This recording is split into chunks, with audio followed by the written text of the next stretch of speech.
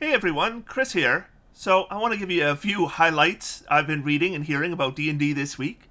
I've been hearing that D&D sales are shrinking fast. D&D's seen a 30% decline in sales.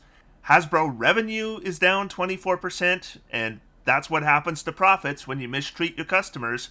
And this one's from today. Wizards of the Coast is investing $1 billion on D&D video games modeled on Baldur's Gate 3. And that's some disturbing stuff. Disturbing enough that I think it warrants a bit of fact checking. So that's what I'm going to do now. Let's start with the 30% decline in D&D sales. So this is from a community post on EnWorld.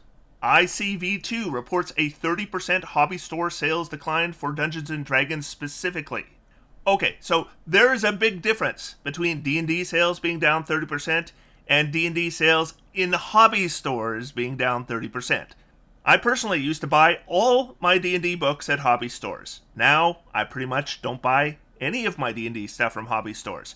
Doesn't mean I stopped buying, but my habits for how and where I purchase products, it's changed. I think it's changing for a lot of people. It's cheaper to often buy stuff online now than go to the store. Though, apparently Wizards of the Coast is going to be supplying hobby stores with the revised core books 2 weeks before they're available elsewhere, so I might be checking out some hobby stores this September. Now, I kind of wondered, where does this 30% number come from? Because generally, hobby stores are privately owned small businesses, so they're not publicly sharing sales figures. So I decided to do some fact checking on this one, and it brought me to an ICV2 article. Hobby game sales eke out a tough win in 2023. Now, the big question I have is, where did the 30% figure come from? Well, here's the paragraph that answers that question. Our primary means of collecting data about hobby game sales is interviews with key industry figures with good visibility to sales in various subcategories and channels. We also review data by publicly traded companies. We're going to do that later in this video as well, by the way. Publicly available Circana data and crowdfunding data and analysis. So Hasbro financials aren't going to give us specific information on Dungeons & Dragons, so that doesn't really give us that information. Circana, they do analysis of brick and mortar stores, but it's more general. So nothing about Dungeons & Dragons sales overall is going to be gained from that. So presumably all this information came from interviewing people who are key industry figures. Now, they don't list who those key industry figures are or what makes them key industry figures.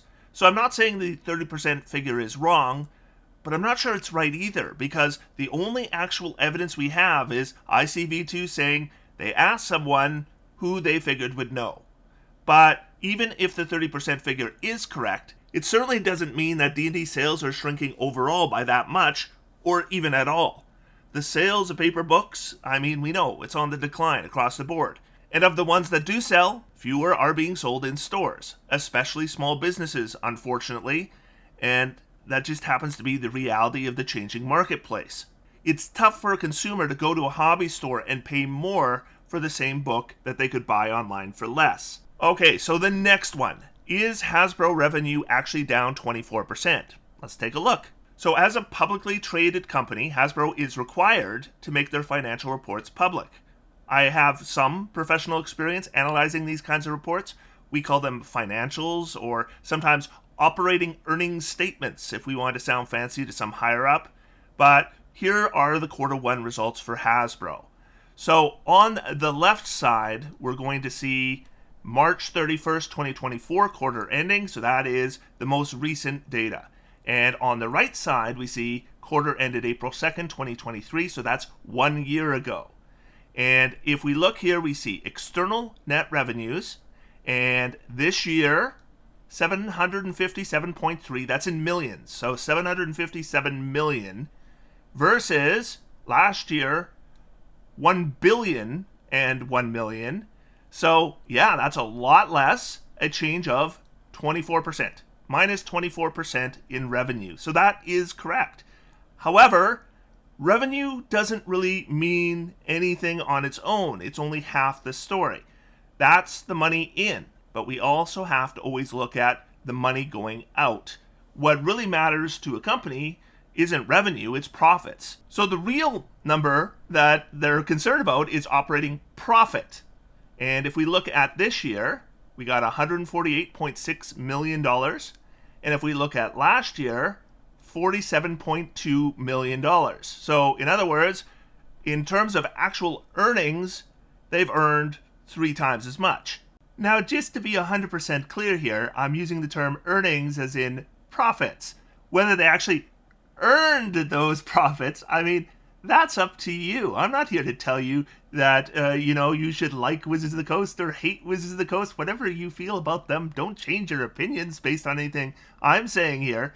What I'm doing here is telling you that you're being fed some false information, and I want to correct the record, so at least you can form your opinions based on facts rather than fiction.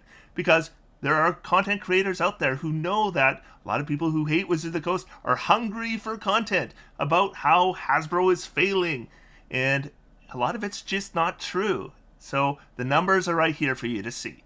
So let's say you sell $100 million worth of something.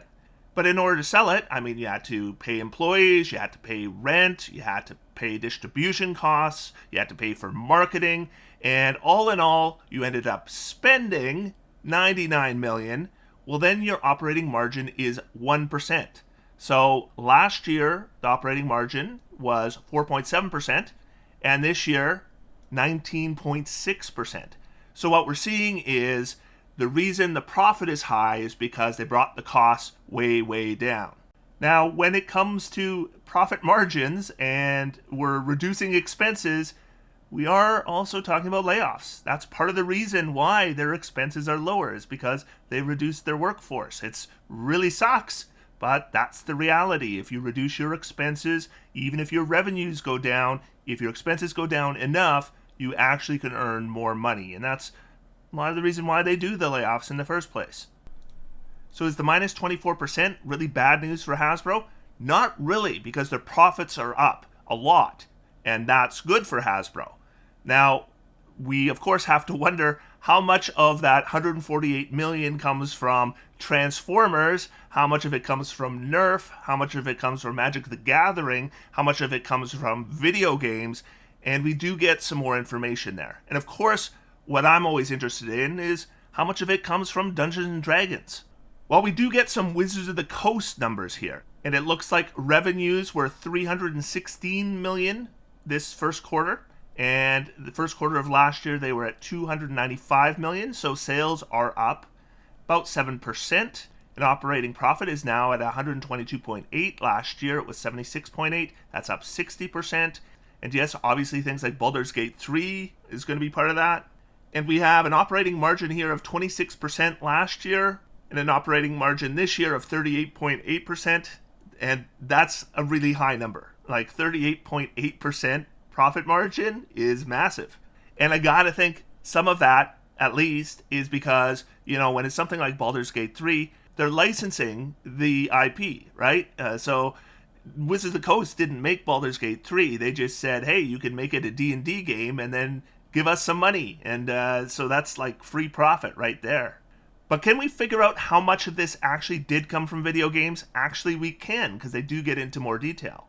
So what we have here is Wizards of the Coast and digital gaming net revenues by category. Now, this doesn't give us profit, but it does give us revenue, which is half of the story. And we can see tabletop gaming, last year, revenues were $217.9 million. This year, $228.2 million. Digital, which would be like Monopoly Go, and licensed, which would be like Baldur's Gate 3 gaming, last year, $77.3 million. This year, $88.1 million. Now, I'm just going to go back to the Wizards of the Coast overall numbers here. The operating profit for the first quarter of this year was $122.8 million. And the operating profit for the first quarter of 2023 was $76.8 million. That's a difference of $46 million. So they've earned an additional $46 million this year. Now, how much of that do we think is from video games? Well, last year, $77.3 million in revenues on video games, and this year, $88.1 million in revenues from video games. And if we assume the profit margin on these is high, let's say it's 100%, it's not 100%, but let's say it was 100%, then that would mean that the increase in profit this year from video games would be $11 million, a little under $11 million. The reality is it's probably lower than that. But let's say it is $11 million. Well, then there's still $35 million in additional profits this year that came from tabletop gaming. That would include Magic the Gathering, probably primarily Magic the Gathering, and other games like Dungeons & Dragons. Now, we're not going to get specifics for Dungeons & Dragons. All we can really do is we can look at the total gaming segment from Hasbro this year had a revenue of $408 million, and 237.9 of that is from Magic the Gathering specifically, which was a 4% increase from last year. The total gaming at 408 is up 6% from last year, and that includes Magic the Gathering. So what we can do is we can take the $408 million in total gaming, we can remove the $237.9 million in Magic the Gathering revenue, and we can remove the $88.1 million in digital revenue, and what we're left with is about $80 million. And I'll tell you what, there's no way Dungeons & Dragons is anywhere close to $80 million in revenue. So there's obviously a lot of other things in there, and we don't know how much of it is Dungeons & Dragons. Have to guess. What I do notice is that the overall increase is 6% for Hasbro Total Gaming, only 4% for Magic the Gathering, and then digital was 17%, I believe. So, it doesn't look to me like there's anything here that suggests that Dungeons & Dragons sales are down. Looks like they're fairly even, which would be kind of weird, because you would think Dungeons & Dragons sales would be down, even if there were no controversies at all. What they have told us is that there's a revised rule set coming out this September. You would think a lot of players might hold off on purchases until those revised rulebooks come out. But, there's nothing in these numbers that suggests that's happening at all, though we don't have the details. Like, if I was working for Wizards of the Coast, I'd be able to find financials that break down these numbers into subcategories, and then I could just find Dungeons & Dragons and get the actual revenue numbers. I wouldn't be able to still get profit numbers for Dungeons & Dragons because a lot of the expenses for Dungeons & Dragons are shared expenses. Like, they have a big building, and they have Magic the Gathering stuff in there, and they have Dungeons & Dragons stuff in there, and they're sharing the cost of this building. So there's no easy way to determine profit of one versus the other. You can only really get Wizards of the Coast profit, which we've seen. But in terms of actual Dungeons & Dragons sales, there's no evidence from any of this stuff that it's actually down at all. But what we do know is that the operating profit, at least in the first quarter, was really strong. $122.8 million, 38.8% profit margin, which is very, very high. By the way, speaking of the accuracy of reporting of this stuff, go take a look at the YouTube videos that were being posted like crazy just before April 24th of this year. Quarter one was supposed to be an absolute disaster. And I just suggest being skeptical of this kind of reporting, because we can look at it now and see that it was just false reporting, but viewers often don't go back to see how accurate these channels were in the past. By the way, if I listened to D&D videos, Hasbro stock would be worth zero by this point, because I always hear about it going down. But then I look at it, and yeah, if you look at, 2 years or 3 years, yeah, we had a big decline around the end of 2022, but it's been climbing here for about the last 6 months. Now here's a random tweet I found today, and it reads, Hasbro announces we're going to be spending tons of money, $1 billion by the way, just after firing almost everyone at WotC involved in the project and burning the bridge so thoroughly that Larian came out saying, we absolutely will not be doing any more D&D, bye. And then there's 2 middle fingers to corporations. And then we have linked an article that says D&D makers are spending $1 billion on their own video games, promising they'll be quality and authentic like Baldur's Gate 3. So, let's do some fact checking. Now, I don't have much to report about firing almost everyone involved in Baldur's Gate 3. I will say that Wizards, just licensed the D&D IP to Larian to make Baldur's Gate 3, so the staff that would have been involved in the project from WotC would have been primarily lawyers, though I'm sure some of the design team offered some consulting and lore guidance. So I looked into it, and the only source for everyone being fired was a quote from Larian CEO Swen Vinke. I'm sure I mispronounced that. I'm so sorry. It's a sad thing to realize that of the people who were in the original meeting room, there's almost nobody left. Now, I have no idea which WotC employees that were part of the negotiating team were in that meeting room, or how many of them there were, or whether they all left as part of the layoffs in December. But in terms of burning bridges, same CEO of Larian says, reading the Reddit threads, I would like to clear up something. WotC is not to blame for us taking a different direction. On the contrary, they really did their best and have been a great licenser for us, letting us do our thing. So the tweet isn't very accurate, but let's look at the article it was linking. It's titled, D&D makers are spending $1 billion on their own video games, promising they'll be quality and authentic like Baldur's Gate 3. So headlines, not unlike YouTube thumbnails, are often misleading, and I found when I read this article, I got different information than the headline, and then when I found out the source for this article, I got yet more different information. So we start out with Baldur's Gate 3 being a big success, and here's what Dan, and I'm not even going to try with the last name. Somebody down below can tell me how you would pronounce this, but I don't want to mess it up. But this person is the head of digital product development at WotC, and this is what they had to say. Though I think it's really important to point out they didn't speak to the writer of this article. The writer of this article is quoting from another article on gamesindustry.biz. So here's where the $1 billion number comes from. Hasbro has spent $1 billion on video games, apparently, including purchasing 4 video game studios over the past several years. Not spending, spent. He literally says nothing about how much they're going to be spending in the future. And then this article talks about a new Dungeons & Dragons video game in the works over at Invoke Studios, and the quote given is, one of the things we took from the success of Baldur's Gate 3 is that people really, really like a great, well-executed D&D game, so we've got something like that. Now, I'd forgive anyone reading this article who read that quote and thought they were talking about the development of the D&D video game at Invoke Studios. But here is the original quote.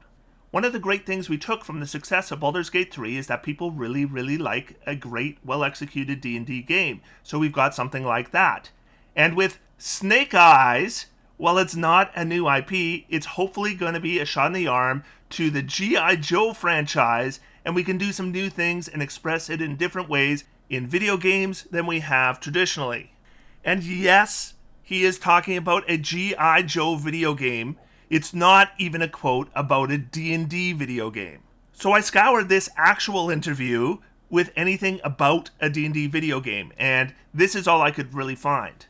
There is a question here that says, does the Dungeons & Dragons brand really bring as much value to an internally developed Hasbro game when fans of the franchise have so many other options for a D&D game? And the answer he gives is quite long, but it boils down to a general statement about Baldur's Gate 3 being a fantastic example of executing a brand in an authentic way. And for all the video games they make, they're going to focus on quality and being authentic. And that's it about a D&D video game in this entire interview. Supposedly, Invoke Studios, which is owned by Hasbro, is working on a D&D video game, and we don't know much more other than the usual promises that they're going to try to make it good. I mean, we'll see. I think Baldur's Gate 3 is going to be a hard act to follow. So, to sum up, D&D sales are not down 30%.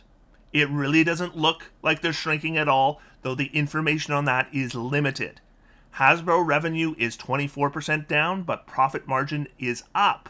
Hasbro actually looks to be in much better shape than this time last year. At least for now, that could change. And the recent story about Wizards of the Coast planning to spend $1 billion trying to copy Baldur's Gate 3 with a D&D video game is pretty much entirely fabricated. So I know most of my viewers already know that there's a lot of what we hear or read online that's at the least misleading. That's probably not new information.